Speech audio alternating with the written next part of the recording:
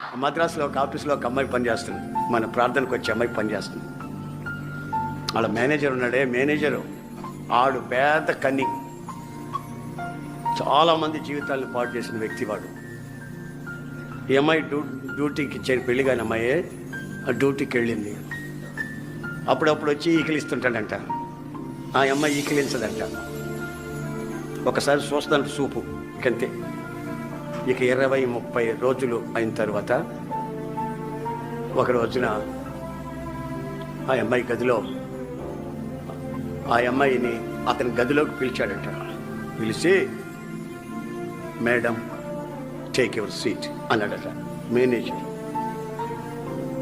నన్ను కూర్చోమంటారు ఏంటండి, మీరు పెద్ద మేనేజరు, మీ ముందు నేను కూర్చోటం ఏంటండి అంటే, అమ్మా ఒక 20-30 రోజుల నుంచి నీ బిహేవియర్, నీ ప్రవర్తన నేను గమనించాను, నన్ను క్షమించమ్మా. నా జీవితాన్ని విప్లవాత్మకంగా మార్చావు, నాకు మనసుండే మనిషిగా తీర్చావు, నేను పశువుని అని కాళ్ళ మీద పడబోయాడంట.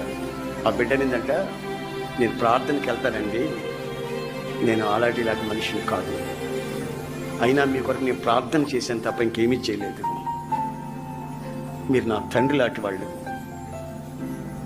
ప్రేసులో ఆ అమ్మాయి ఇతనికి బోధ చేయలే, మారు మనసు గురించి చెప్పలే, యేసుప్రభుని గురించి చెప్పలే, ఏమీ లేదు. ఆమె ప్రవర్తన ఆ మేనేజర్ని తల్ల క్రిందులు చేసిందంట.